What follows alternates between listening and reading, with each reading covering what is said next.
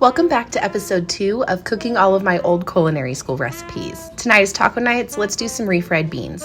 I went ahead and soaked these overnight. You don't have to, it just makes them cook quicker. So first I went ahead and soaked my beans overnight and then just gave them a good strain to get off kind of that first little bit of bean soak, whatever stuff could be on the outside. Then I just went ahead and went through, picked out all of the beans that I didn't necessarily want, some that just didn't seem like they were gonna cook right, and then go ahead and refill your pan. Next, I went ahead and got started on prepping my onion. This was the perfect time for me to try out my new Hedley and Bennett teeny apron. I like to dice up an entire onion. I put one in the boiling liquid for the beans, and then I went ahead and diced up another onion to be able to use in the sauteing portion just to add in that much more flavor. You could also add in fresh garlic. I just didn't have any at the time.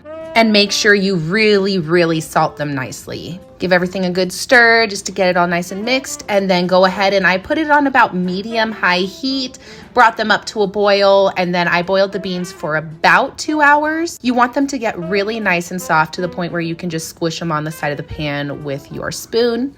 And then I like to just reduce out just enough of the liquid to where it's not complete soup, but to where you'll still have enough when you go to puree them. Next, you're going to take a little bit of lard or shortening or oil, put it into your pan, and start to saute your onions. I sauteed these until they were just nice and translucent. I decided to add in a little bit of garlic powder because I didn't have that fresh garlic that I wanted. And then just went ahead and sauteed these until they were nice and translucent. Then I went ahead and added my beans into the onion mixture. That way I could just mix them all together before pureeing them. You can go ahead and use an immersion blender, but mine doesn't stay together when I try to use it, so I just put it in the food processor. And you can also use your blender too. It really doesn't matter, they all do the same thing.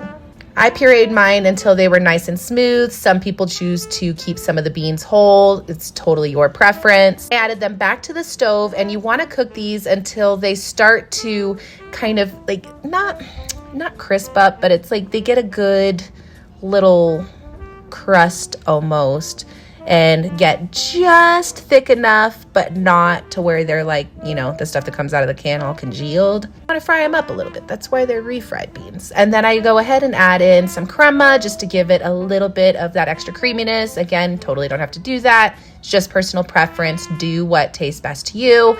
Add in and adjust the salt as necessary. I did add in a little bit more salt to this. Let me know what you think. Let me know if you try it. I think this recipe turned out amazing, and this is what the final product looked like on our tacos.